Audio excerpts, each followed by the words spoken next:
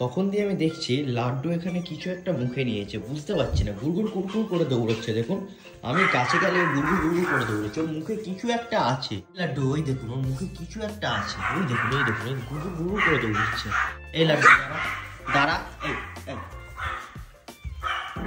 এই দাঁড়া, ধরতেই পারছি না, এইটুকুনি জায়গা দিয়ে মেয়েটা গলে যাচ্ছে। দেখুন কি ওটা দেখি, এই দেখুন বেটা আপেলের টুকরো নিয়েছে।